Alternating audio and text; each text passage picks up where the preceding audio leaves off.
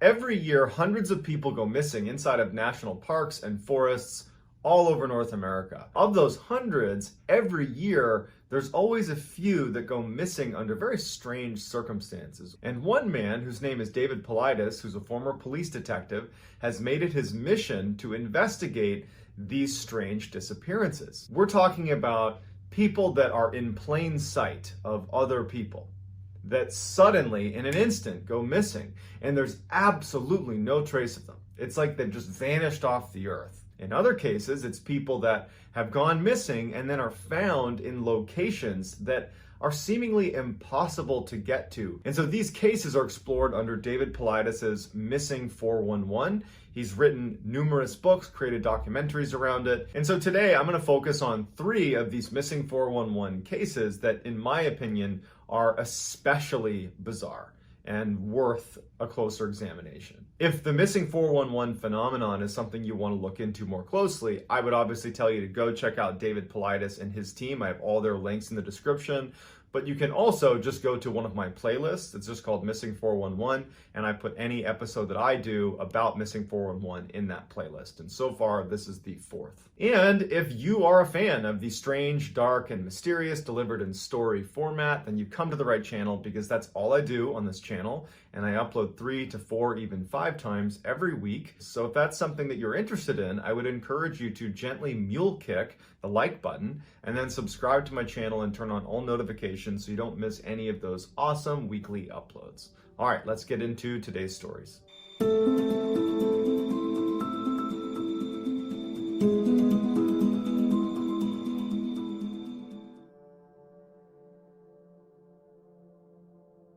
In 1999, Alan Atadero was staying in the Comanche wilderness in northern Colorado with his 2 kids. He had his daughter, who was 6 years old, her name was Jocelyn, and his son, Jared, who was 3 at the time. They were staying at the Pt.2 River Resort, which Alan actually owned. He co-owned it with his identical twin brother, and Alan was up there to prepare the resort for winter. Alan had recently divorced from his wife and joined a Christian singles group, and somehow it came up that some people in the singles group asked if they could stay at the Pt.2 River Resort with Alan and help him prepare the resort for winter in exchange for free lodging so they could have a little vacation. Alan said that was great because he really needed the help. As soon as they got up there, 11 of the Christian singles members were talking about going to the nearby state fish hatchery. Jared and Jocelyn had heard about this and were really eager to go with them, and they asked their father, Alan, if that would be okay. Alan felt comfortable with Jocelyn, his 6-year-old, going, but was reluctant to send Jared because he was 3, was worried that, he would lag behind, and was just generally reluctant to send his youngest. But Jared really wanted to go, and Jared was saying, well, you let Jocelyn go, I want to go. Alan, maybe against his better judgment, said, yep, you can take Jared. Jared hated wearing shoes. Jared said, can I leave my shoes? And Alan said, no, you got to bring your shoes. And Jared really put up a fight. He didn't want to wear his shoes. Alan said, okay, put on your shoes, we just won't tie them. That's the compromise they made. Put on his shoes, didn't tie them, and he was off. So the Christian singles group of 11 plus Jocelyn and Jared take off towards the state fish hatchery. But without asking for Alan's consent, instead of going to the state fish hatchery, they decided to head over to the Big South Trail, which was about 15 miles west of the resort where Alan was. They get to the beginning of this trail, which is an 11-mile, very rugged trail. Narrow path, it's fairly steep. You're going up almost 10,000 feet of elevation. This was a rugged hike. This was not a beginner's hike. Now, we don't know exactly what the timeline is here, but we know that Jared and Jocelyn were definitely with the Christian singles group when they began this hike. Because at some point, the Christian singles broke into like a fast group and a slow group. And during that time, when they kind of separated into 2 groups, Jared had somehow run ahead of one of the groups and had come in contact with these 2 fishermen that were on the Big South Trail. The Big South Trail was located near a world-class fly fishing area, and these 2 men were fly fishing. And they saw Jared, and they also saw these 2 groups of people making this climb on this trail, and they, the fishermen, assumed that he had to be with them. Jared walked up to them and said, hey, have you seen any bears in the area? And they said, no. And Jared just skipped away. It's believed that the 2 fishermen that saw Jared on the trail were the last 2 people to see Jared alive. At some point shortly after Jared has made contact with these 2 fishermen, The singles group realizes they've lost track of Jared. They have Jocelyn, but they've lost sight of Jared. And so there's an immediate search of the area. They're yelling out to Jared. And after about an hour, they haven't found him. However, one of the Christian singles members hears a scream.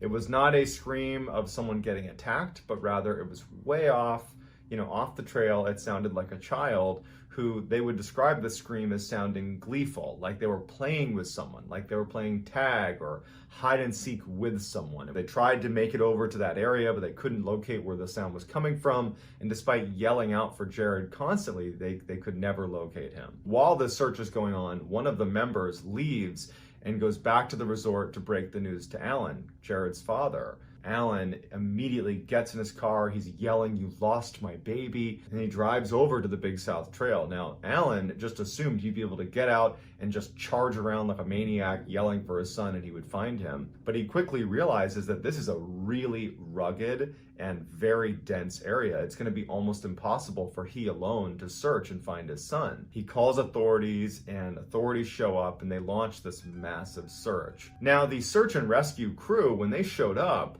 they were very confident that they were going to find Jared. They felt like they had a really good sense of where he was, that it would have been very difficult for him to go anywhere. They had the fishermen saying they'd seen him. They had one of the members who heard his scream in a specific area. They've done these searches, unfortunately, many times, and most times they find the child hiding somewhere, crying somewhere, but they're unhurt. By the next day, after a full 24 hours of searching, when they haven't found anything, that's when the search and rescue team began to realize that more than likely this was not going to be a successful search. Now, the search would go on for a week. It was a very chaotic search. The case had made national headlines, and so people were converging on this area in Colorado just to kind of be a witness to this case. You had volunteers showing up left and right to help search, and police had to actually keep them from going into the area because they didn't want to clutter up the search area. So it's just very chaotic. And also during this time, a helicopter crashed that was searching for Jared. Luckily, no one perished in that crash, but it was just this crazy search for about a week, and they don't find anything. A week after the search had begun, they officially called it off, and the going theory was that Jared had most likely been attacked by a mountain lion. 4 years go by, and 2 hikers were in the same area on the Big South Trail, walking up the trail, and they decide when they got to this one section near where Jared went missing, there was this really steep rocky climb that was not part of the trail. But if you wanted to, and you were adventurous and athletic enough, it's feasible that you could crawl up, hands and knees all the way up this rocky face, and you could get to this rocky outcropping where you'd have this great view looking down over the canyon. And so these 2 hikers decide to do that. So they start climbing up this rocky slope that they would say is a treacherous climb. And actually, David Paulides, the man behind the Missing 411 project, does a video where he climbs up that rocky face, and it looks very steep and difficult to navigate. So these 2 hikers make it to this outcropping, and the first thing they notice is a pair of brand new children's sneakers, white sneakers. And as soon as they see it, they think, "Oh, I guess a family must be up here," and they let their kid take their shoes off. And so they're looking around for the family that must have just been adventurous and climbed up here, but there's no one up there, and it's a small area, and they're like, "Huh, what are these shoes doing up here?" Then they found bits of Jared's clothing near the shoes. His pants were found turned inside out, completely turned inside out. His sweatshirt was more or less intact. Both the sweatshirt and the pants had all the signs of being out in the open for 4 years with, weather hitting hard and being exposed to the elements. They were frayed and tattered. The shoes had also apparently been out in the elements for 4 years, but showed almost no wear and tear. The hikers that found them literally thought they were brand new shoes. And then around that area, they also located one of Jared's teeth, and they found a bone that belonged to Jared as well. So it really begs the question, how did Jared get up nearly 550 feet above the trail over extremely difficult to navigate terrain? And why were his shoes completely unweathered after 4 years of being out in the elements? And why were his shoes up there in the first place? They were untied on his feet. He certainly would not have been able to navigate the terrain up there even with his shoes laced. But if he had been navigating that terrain, he almost certainly would have lost his shoes in the process. So we don't know what actually led to Jared's demise. However, we do know that somehow he was found, his remains were found in an area that was effectively inaccessible to him. In July of 1938, the Beilharz family decided to go camping deep in the Rocky Mountains. Now, the Beilharz family was a huge family. They had 10 kids, including Alfred, who was a 4-year-old boy. One of the days they were camping, they decided to go on a hike to a great fishing spot. And so they got in this big line with all 10 kids and the parents, and they start walking, and Alfred was far back in that line. And at some point, he must have wandered off or got separated, and at some point the family noticed. There was an immediate preliminary search, and there's a bunch of them. They're calling out to their son, their brother. After this initial search results in nothing, one of the members of the family alerts authorities, and it would launch a 10-day search. When the authorities showed up, they were operating under the assumption that Alfred must have fallen into the river and drowned.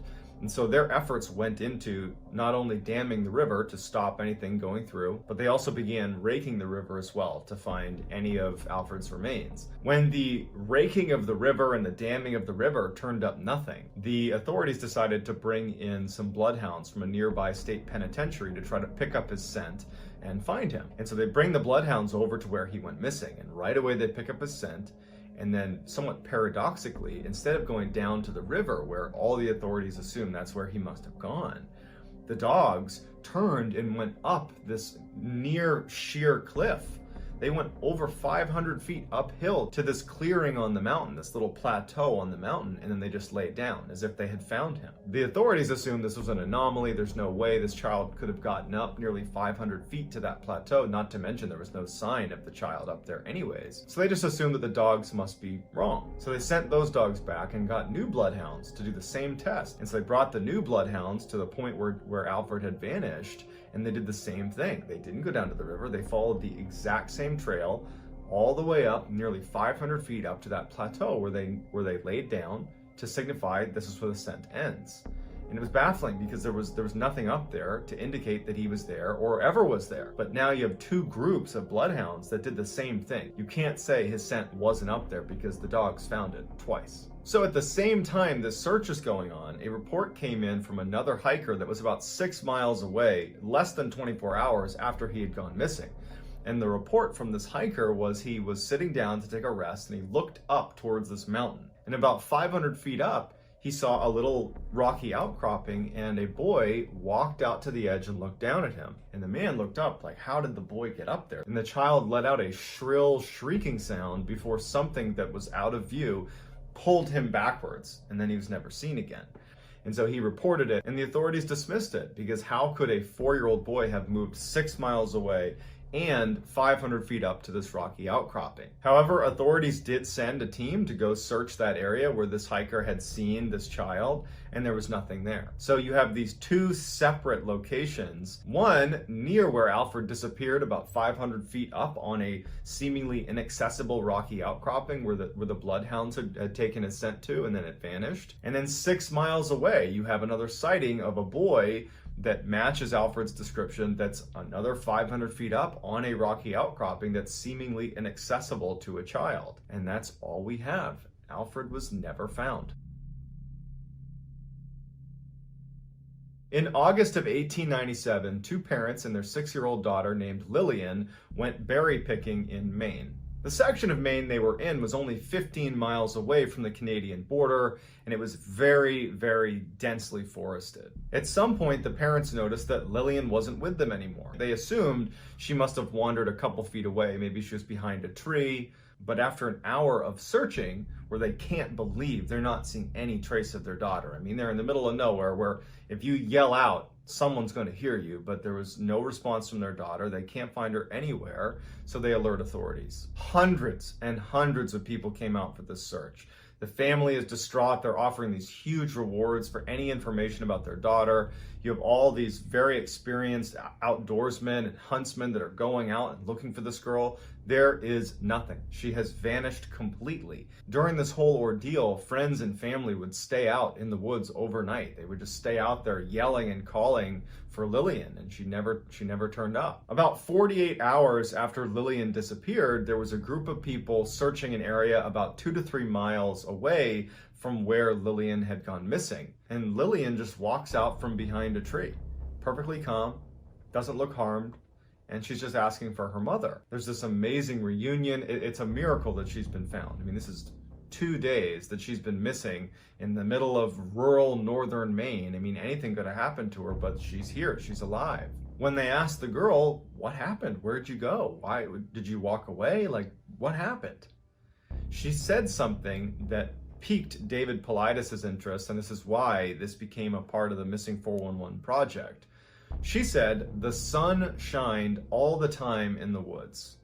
The problem with that is while she was missing, it was overcast, dark, dreary, and she was in a very dense forest where there was, even if it really had been a very sunny day, you're not getting much sunlight coming down to the forest floor. So why would she describe something as being sunny the whole time in the woods when in reality, there was almost no sunlight? She also claimed that over the 2 days she was missing, she heard people talking around where she was, but she said that she needed to stay quiet because of the tramps that would be upset if she made any sound.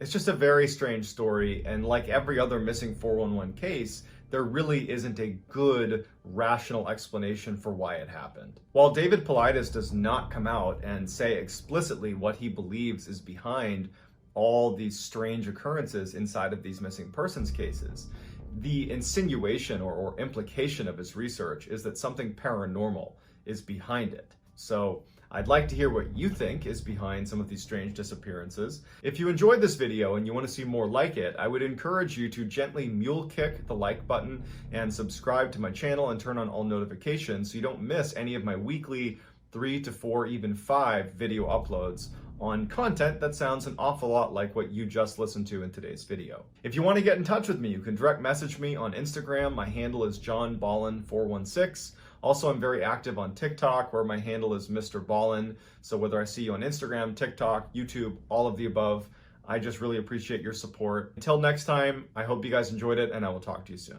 Every year, hundreds of people go missing inside of national parks and forests all over North America. Of those hundreds of missing people, there's always a few that are particularly strange, that there isn't a rational explanation for how they went missing or where they were discovered. One man named David Paulides, who's a former police detective, made it his mission to start investigating these strange disappearances. And after spending thousands of hours researching them, he saw that there were clusters of areas all over North America where lots of people were going missing under these strange circumstances, and no one was any bit closer to figuring out what happened to these people or why. David Paulides began compiling what he was finding about all these strange cases and putting them into a book series that he calls Missing 411. I went out and purchased all of them. There's like 9 books because I'm totally fascinated by the Missing 411 phenomenon, and I want to continue to read through all of the research that he's done and find some very interesting cases that I can share with you all on my YouTube channel. Today, I'm going to focus on 3 stories that all come out of Colorado, and in each story, it's as if someone or something literally picked these people up and moved them great distances to places that they would not have been able to access on their own. But before we get into today's Missing 411 stories, if you're a fan of Missing 411 or just everything strange, dark, and mysterious, then you've come to the right channel, because that's all I post about, and I upload 3, 4, even 5 times every week. So if that's of interest to you, I would encourage you to sneak into the like button's home and replace all of their family photos with pictures of Steve Buscemi. Also, please subscribe to my channel and turn on all notifications so you don't miss any of my weekly uploads. All right, let's get into today's stories.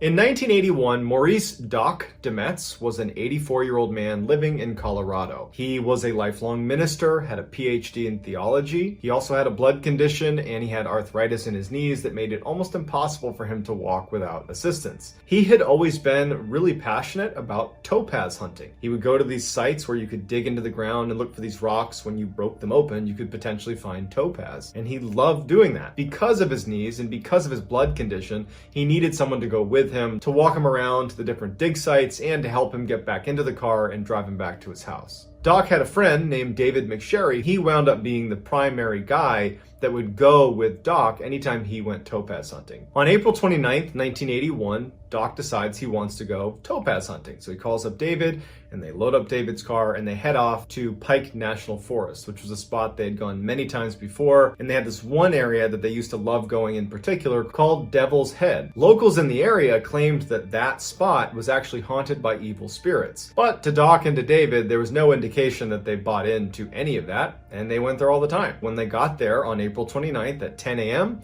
they got out, they went to their favorite dig sites. David actually walked Doc down this hill to this one little clearing. Doc had a backpack with him full of the tools he used to dig out the different rocks.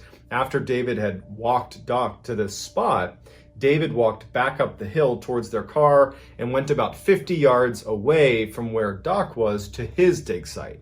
And over the next several hours, the two would work independent of one another, just digging for topaz. Periodically, David would look over and he'd make sure that he could see Doc and make sure Doc was okay. At 3:45 in the afternoon, David decides, all right, it's probably time to get going soon. And he pokes his head up and he looks in the direction of where Doc was supposed to be, and Doc's not there. He had just seen him about 15 minutes earlier, so he's not concerned. He knows it's only been a few minutes, and frankly, Doc can't really go anywhere. He can barely walk. And so he just kind of stands up and maybe tries to get a better look, and he's thinking, okay, maybe Doc stood up and got behind a tree to relieve himself, or maybe he kind of is just out of sight, and he starts walking down to the area to just go find Doc. But Doc isn't there, and neither is his backpack with all of his tools. And David's sitting there thinking, I guess Doc must have packed up and headed back to the car. But then David's thinking to himself, in order to go from this dig site up to the car, it means walking up a fairly steep embankment. And there's no way that Doc would have been able to do that without assistance. And so he's looking around the area thinking, is there any sign of something bad happening here? There's no blood. There's no sign of any sort of altercation that would have happened here. David certainly didn't hear anything going on near him. He didn't hear an animal attack or anything like that. So he thinks, okay,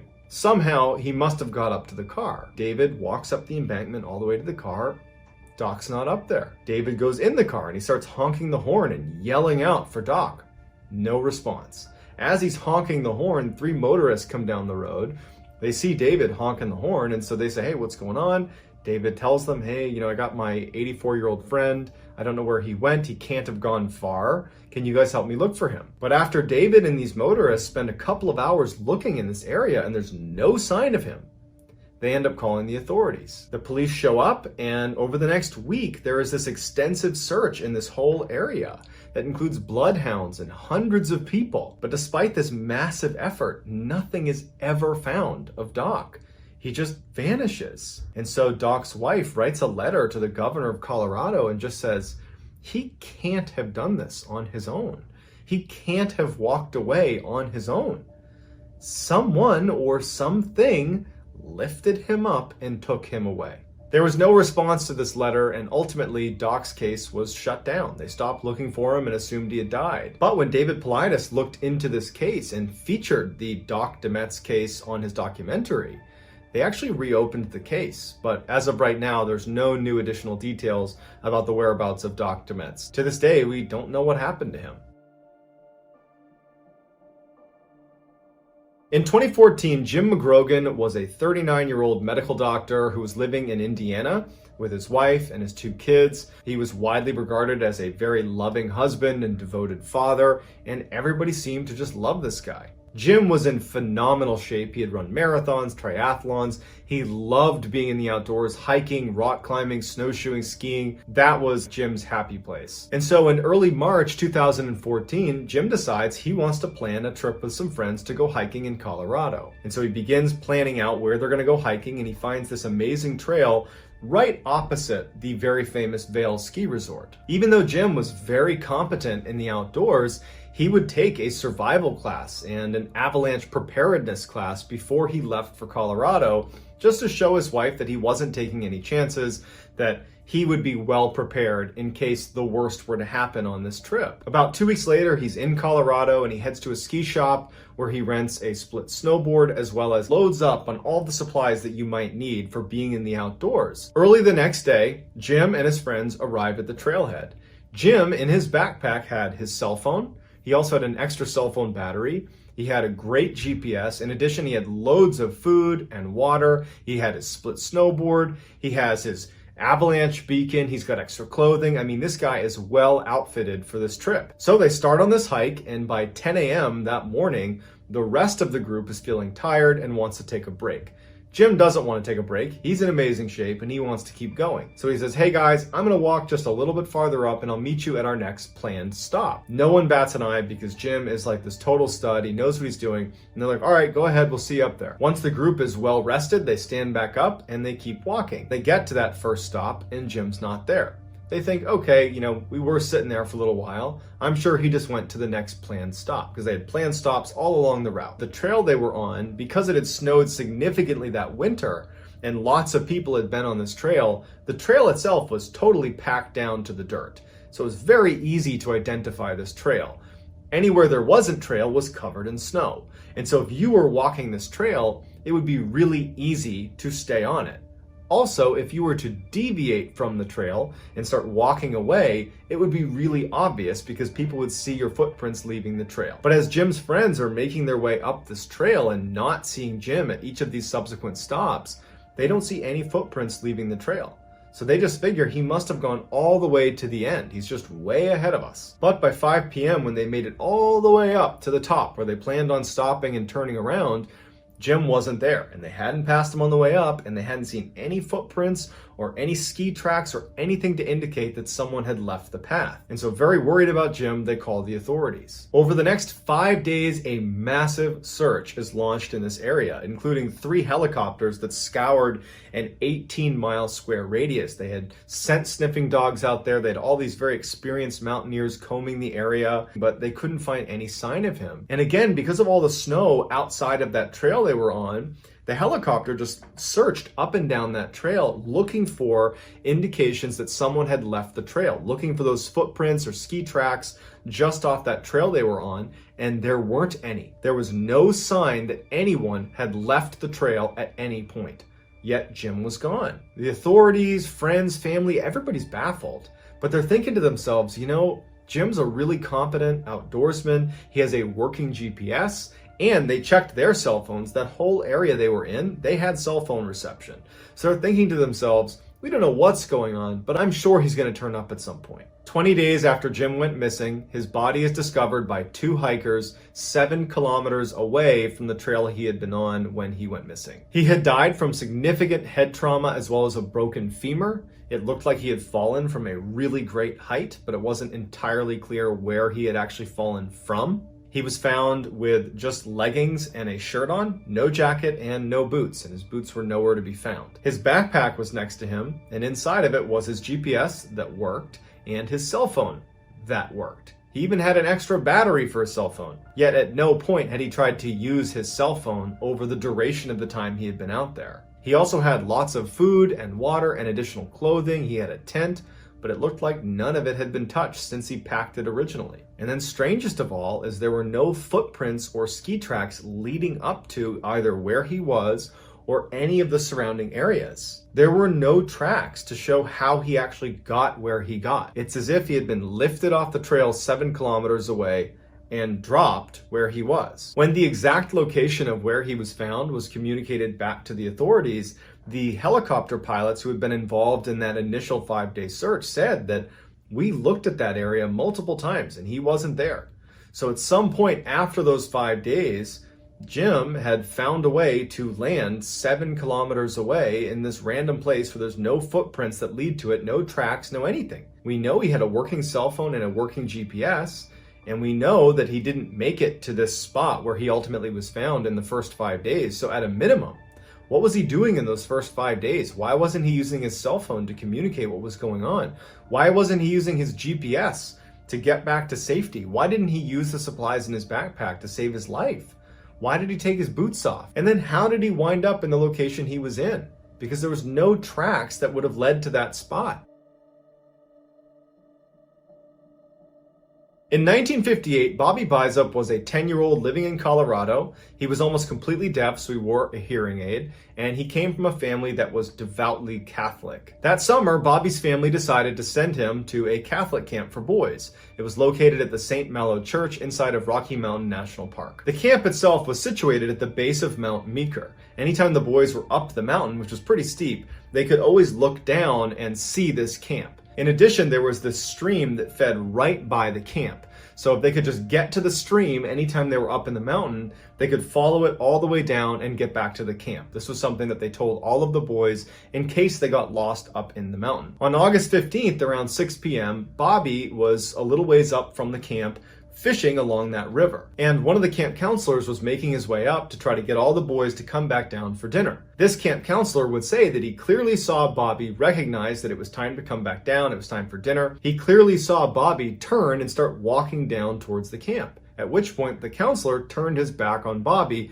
and he too began walking down towards the camp, which was not very far away. When the counselor got to the camp and turned back around though, Bobby was gone. And so the counselor starts immediately tracing his steps back to try to find Bobby, but he can't find him anywhere. The counselor goes and gets a number of the other counselors to come help him find Bobby. After about 30 minutes, no sign of Bobby. He's just gone. The camp counselors are looking around thinking, how is this possible? He was literally right there. He started walking, he was right behind me. How could he have gotten lost in such a short amount of time and in an area where he could literally see the camp and was actually on the river that leads right back to the camp? It didn't make any sense. The counselors alerted authorities and this massive search is launched to find Bobby. Over 300 people come out, including people from the military. It's this huge search and nothing is found of this boy. He's completely gone. 10 days after he went missing, they had to call off the search because there was absolutely no sign of this child. Even after the search ended, many of the camp counselors continued to, in their off time,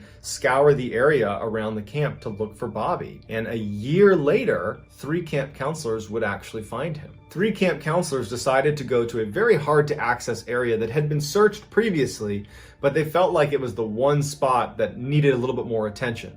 And it was 5 kilometers west of the camp and almost 800 yards up a fairly steep incline. This is a hard to access area, but they climbed their way up there, and sure enough, even though this area had been searched before, they found Bobby's hearing aid, bits of his clothing, and some of his bones. They didn't find any more of his remains, and no one knows what actually happened to him. But it really makes you wonder, what happened after the camp counselor turned his back on Bobby? It's as if someone scooped him up and flew him away. And even if he had intentionally run away, it would have been very difficult for a 10-year-old to get to that particular location where he was found. And to what end? Why would he have wanted to get up there? And so, like many of the other missing 411 cases, we are left with a series of questions and very few answers. So I'd love to get your theories as to what's causing these strange disappearances, and I'll do my best to get back to as many people as I can. So if you enjoyed today's stories, I would encourage you, if you have not already, to sneak into the Like Button's house and replace all of their family pictures with pictures of Steve Buscemi. Also, please subscribe to my channel and turn on all notifications so you don't miss any of my weekly 3 to 4, even 5 video uploads. If you're interested in learning more about the missing 411 phenomenon, I provided links below to David Paulides and his team. If you have story suggestions for this channel, I have a subreddit called Mr. Ballen. It's linked below in the description, and you can just drop your story suggestions right in there. If you want to get in touch with me, you can direct message me on Instagram. My handle is johnballen416. I'm also very active on TikTok, where my handle is Mr. Ballen. So whether I see you on Reddit, Instagram, TikTok, YouTube, some combination, I just really appreciate your support. And until next time, that's going to do it, guys. Every year, hundreds of people go missing inside of national parks and forests all over North America. Of those hundreds, there's always a few that baffle investigators because either they go missing under very strange circumstances, like they were right in front of someone, they were talking to someone, and then, in a second they're gone, or where they're discovered doesn't make any sense, that they've covered a distance that is too far for them to have covered, or they're in locations that are just physically impossible to get to. One man is making it his mission mission to research these very strange disappearances. His name is David Paulides. He's a former police detective. He covers all of these cases in his book series called Missing 411. I went out and bought all of them. They're incredible. He has a YouTube channel called the Can-Am Missing Project. That's linked below in the description. And so today I'm going to share 3 missing person cases that have all been covered by David Paulides in Missing 411. And hopefully by the end of this video, you're just as interested in the Missing 411 phenomenon that David Paulides has brought to light. And hopefully you'll go over to his channel, the Can-Am Missing Project, and you'll give them a follow because he has poured tens of thousands of hours into this. Without David Paulides, there would be no Missing 411 project, and many people that go missing would just be forgotten about. So shout out to David Paulides for keeping their memories alive and keeping the public engaged in something that is truly baffling and needs more attention. But before we get into today's stories, if you're a fan of the strange, dark, and mysterious delivered in story format, then you've come to the right channel because that's all I do, and I upload 3, 4, even 5 times every week. If that's of interest to you, then please sneak into the like button's house and replace all of their salt shakers with sugar. Also, please subscribe to my channel and turn on all notifications so you don't miss any of my weekly uploads. All right, let's get into today's stories.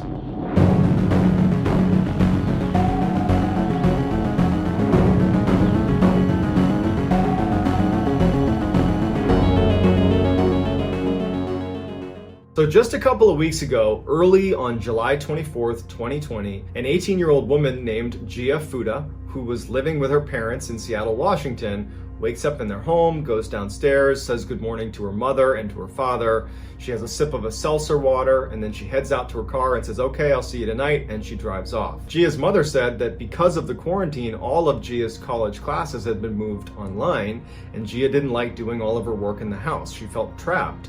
And so her routine consisted of getting up early and heading to Bellevue College, which is just outside of Seattle, where she could do some work in their library, do her online courses there, and then come back sometime in the evening. And so Gia's parents assumed that's what she was doing that day. But when Gia left that morning, she did not follow her typical COVID-19 routine of going to Bellevue College to do schoolwork. Instead, she hopped on the highway and she drove 60 miles to a very rural part of Washington state. It's very heavily forested. It's called Index, Washington. And she gets picked up on a camera inside of a coffee shop where she gets a cup of coffee and she buys a Bigfoot keychain and then gets back in her car and drives another 30 miles away from Seattle, away from her parents' home. It's unclear where she's going until her car runs out of gas. And when she ran out of gas, it was like she wasn't prepared for it because she was only able to turn her car and barely pull off of Highway 2. It didn't look like she'd intentionally parked. And it's actually how investigators spotted it because it was jutting out into the road slightly. She gets out, and instead of walking on the highway to try to get help or trying to flag down another motorist, she grabs her cell phone, her Bible, and a journal and turns and starts walking directly uphill. There's like this mountain right next to the highway, and it's very densely forested.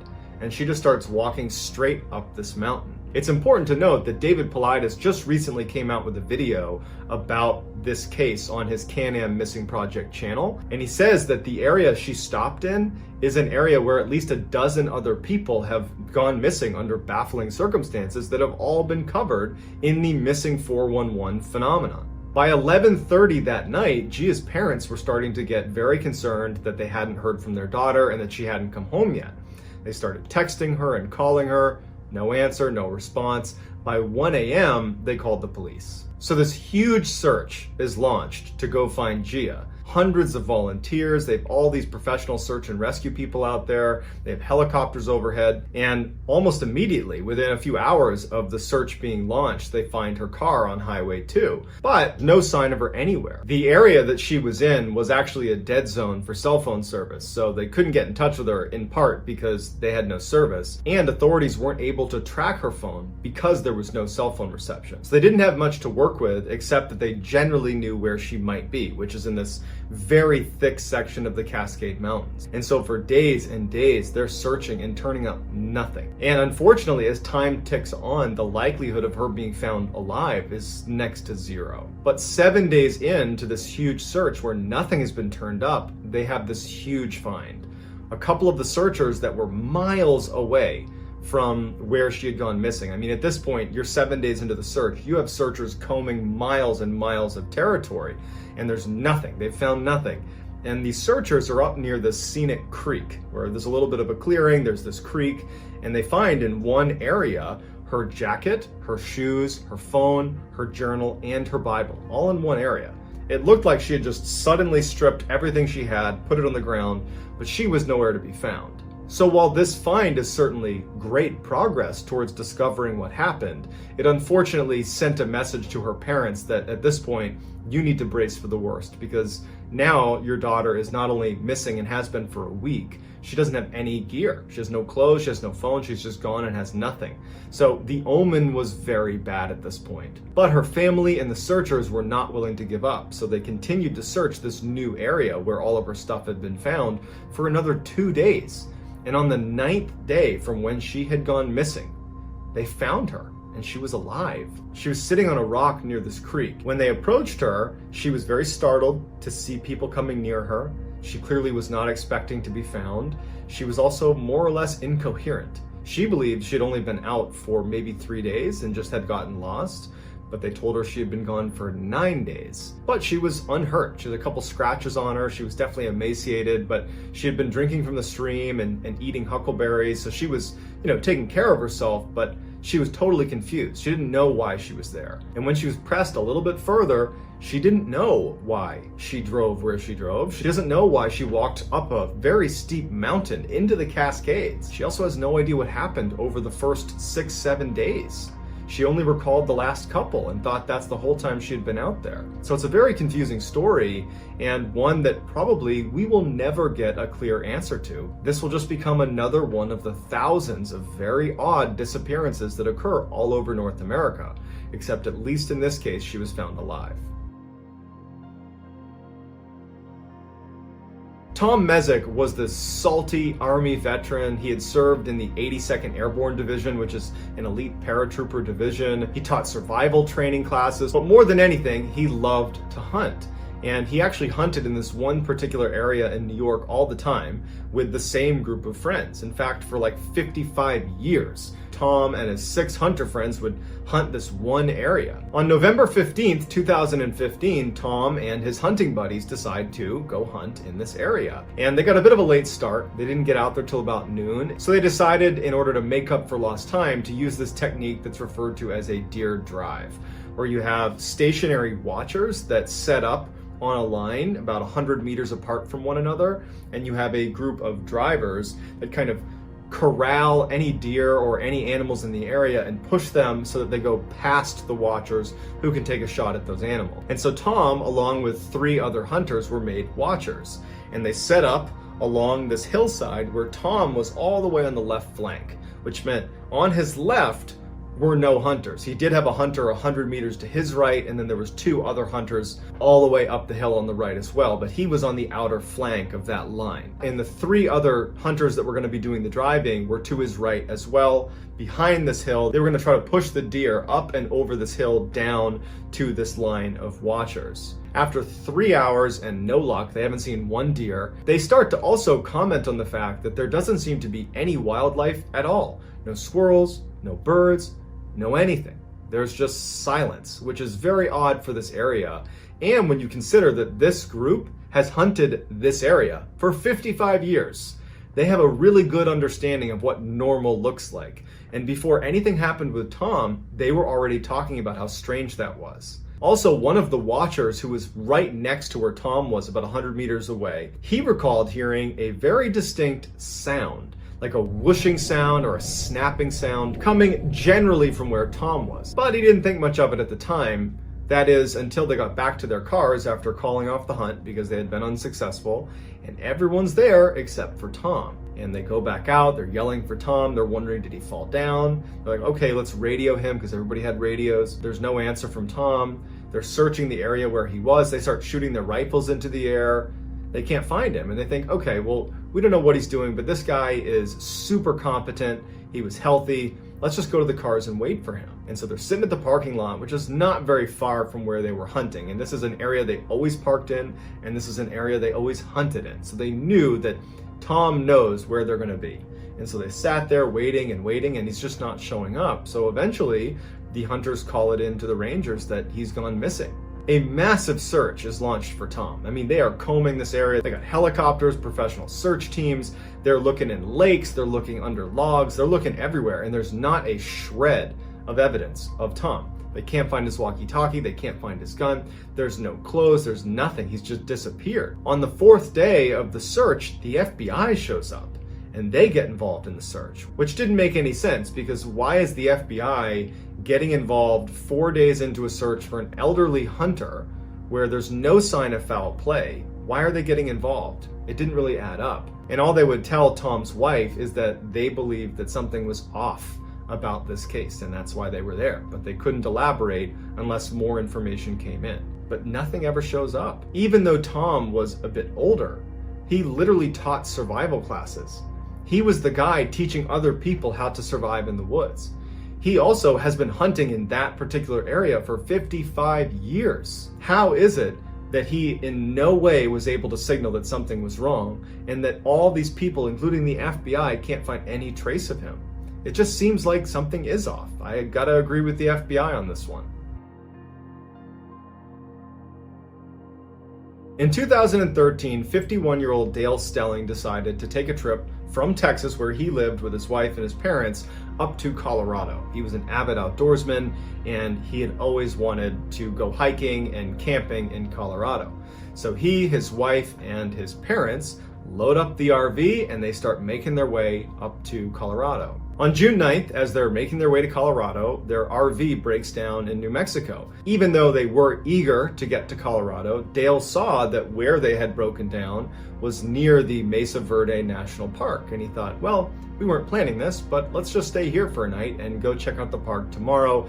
Then we'll get the RV fixed and we'll be on our way to Colorado. And so they all agree, they stay the night, and the next morning they head over to Mesa Verde National Park. It was a very hot day that day, and Dale's wife was overweight and not very healthy, and his parents were very elderly. So when they got to the park, they ended up just sitting at the visitor center, and no one really wanted to actually go walk around. But Dale was an avid hiker, and he didn't like the idea of just sitting around all day. And so at some point, Dale just says, hey, I'm gonna go stretch my legs and walk this trail here down to the abandoned city ruins. There was this city that had been built into the cliff that lots of tourists would go check out. And so his wife and his parents, they don't bat an eye. They say, okay, we'll see you in a little bit. And Dale was off. Dale made it seem like it was going to be a very quick trip. And so when he didn't return in 2 hours, his family decided to tell rangers and say, hey, you know, our husband, our son, he went hiking down that trail there towards the ruins, and we haven't heard from him. We can't get in touch with him on the phone. You know, can you guys go look for him? The rangers actually were not concerned at all. They said that we've never had anybody go missing for more than a few hours here. It's pretty hard to get lost. You know, there's lots of tourists here, well-marked trails. Just give it a couple more hours, and if he doesn't show up, then we'll go out and look for him. But after about an hour, and they still hadn't seen him, his family really pressed the issue with the rangers, and they would go looking for Dale. And of course, they can't find him, but they found a number of tourists that had seen him on the trail that he said he was going to be on. They had even talked to him. He was a very energetic, charismatic guy, and they would say that he seemed like he was just another tourist enjoying his time at the park. There's nothing odd about his behavior at all. And he was walking towards the area where he had told his family he was going. While that information was certainly useful, they still couldn't find Dale. And they were really fighting against the elements on this one. You know, the temperatures were over 100 degrees Fahrenheit and had been all day, and Dale didn't have any water. So they really had a limited amount of time to find him. So within 24 hours, there's this huge search that's launched for Dale. And interestingly, in the first 24 hours of the search, a woman was at the park and was walking along the trail that Dale was on. And she remembers hearing a weak male voice yelling for help.